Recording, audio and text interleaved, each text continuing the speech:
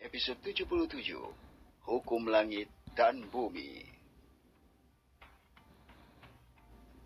Pada saat ini, Fei Hung menyaksikan area di sekitarnya mulai goyah, seolah-olah ruang sedang terkoyak.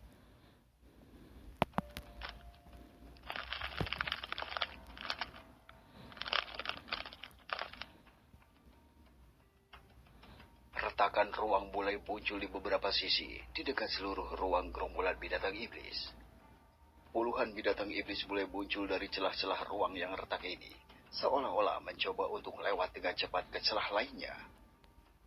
Fei Hung tercengang ketika dia melihat semua ini. Dia belum pernah melihat hal ini sebelumnya. Binatang iblis yang dapat merobek ruang dan memasuki planet lain. Dia hanya menyaksikan binatang iblis memasuki dunia lain, tetapi menggunakan formasi teleportasi yang menghubungkan lorong antara dua dunia. Tapi sekarang, ruang terkoyak. Gerombolan binatang iblis berjumlah lebih dari 800 binatang iblis terus muncul. Pada tingkat ini, jumlah mereka akan menjadi hampir 1000. Fei Hung mengirim tebasan pedangnya ke arah binatang iblis yang baru saja meninggalkan tempat itu. Dia tidak punya pilihan selain membunuh binatang iblis yang datang ke arahnya dan dengan cepat untuk mencegah mereka mendekati Lin Meng. Fei Hung tahu bahwa jika dia membiarkan binatang iblis ini pergi ke kota Tianyun, maka kota itu akan binasa. Pembudidaya tertinggi di kota Tianyun hampir tidak berada di tahap ke-8 atau peringkat dewa. Wang Shu tidak bisa menghadapi ratusan binatang iblis di atas tahap ke-8 sendirian. Tidak lama kemudian, ruang di sekitarnya menjadi tenang, sehingga binatang iblis berhenti keluar dari celah retakan ruang. 1000 binatang iblis sudah berada di area itu, dan Fei Hung memulai pembantaiannya.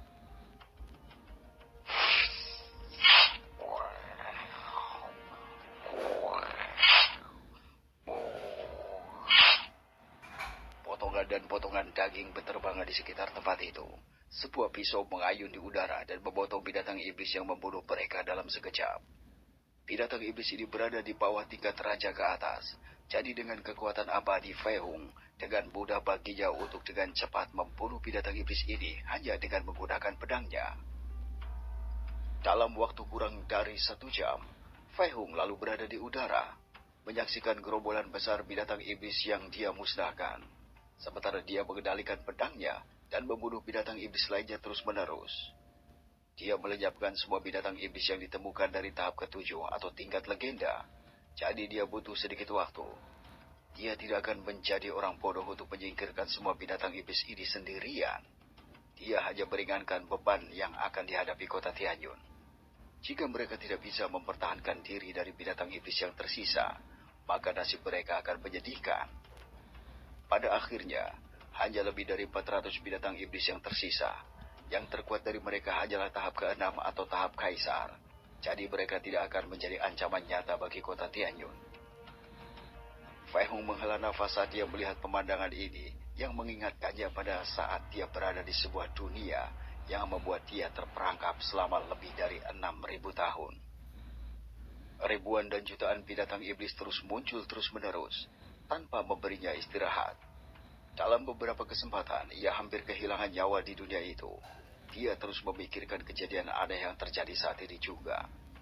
Bagaimana ruang bisa terkoyak dan membiarkan binatang iblis ini masuk ke planet atau dunia lain? Fei Hung tahu ada 2 cara untuk dapat merobek ruang.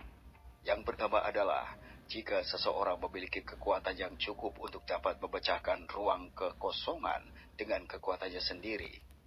Fei Hung telah memecahkan hukum ruang beberapa kali dengan kekuatan dewanya ketika dia berada di masa puncak kekuatannya, ketika dia berada di alam tertinggi legendaris dari dunia alam dewa.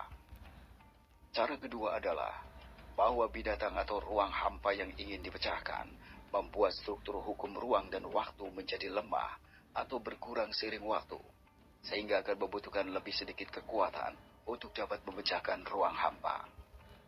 Dan satu-satunya ketika sebuah dunia akan mulai melemah adalah ketika hukum langit dan bumi mulai jatuh.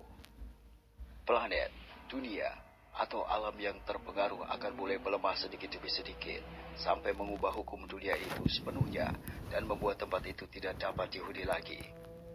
memakan dirinya sendiri dan menghilang ke dalam kehampaan yang tak berujung. Fei Hong tidak tahu apakah dunia ini benar-benar akan hancur. Tingkat kultivasinya saat ini mencegahnya memahami hukum dunia ini. Jadi dia tidak yakin apakah hukum langit dan bumi di salah satu alam bawah ini sedang melemah. Mungkin ada cara lain agar binatang iblis itu bisa menembus ruang dan melintasi kehampaan. Fei Hong menggaruk kepalanya saat masalah baru datang padanya. Tanpa pilihan lain, dia memutuskan untuk kembali meninggalkan gerombolan besar binatang iblis itu.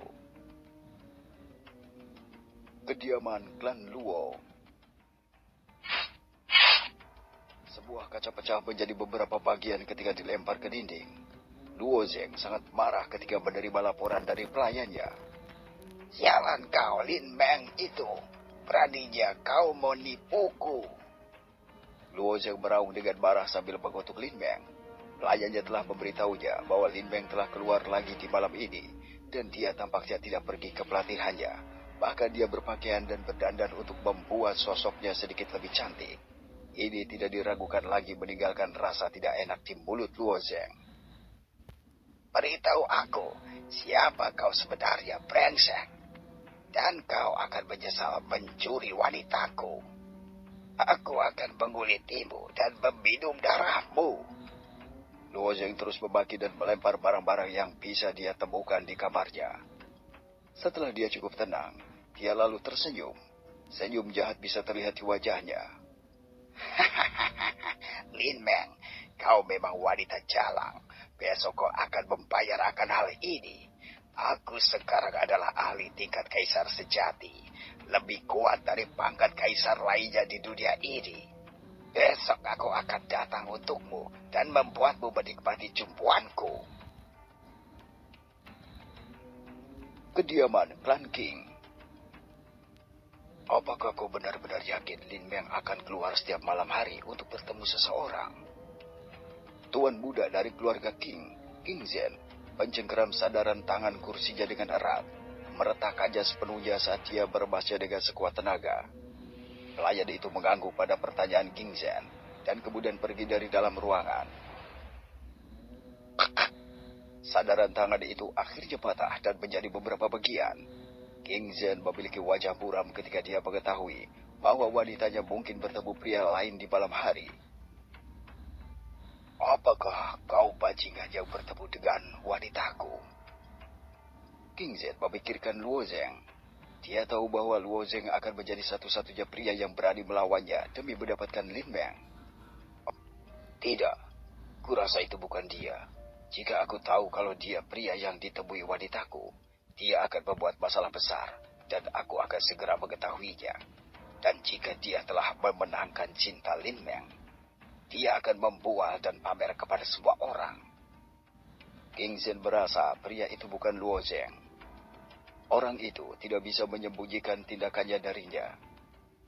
Sepertinya aku harus mengambil Lin Meng dengan paksa besok.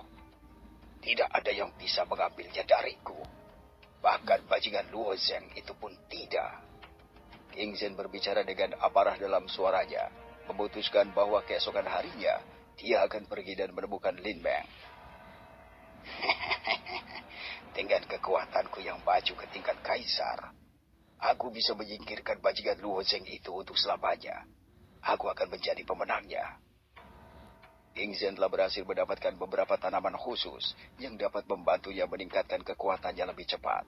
Jadi dia mengirimkannya untuk disempurnakan, dan pada akhirnya dia mendapatkan ramuan surgawi. Dia berhasil naik ke tingkat kaisar hari ini. King Zhen terus memikirkan apa yang harus dia lakukan besok dan bagaimana menghadapi konsekuensinya setelah itu.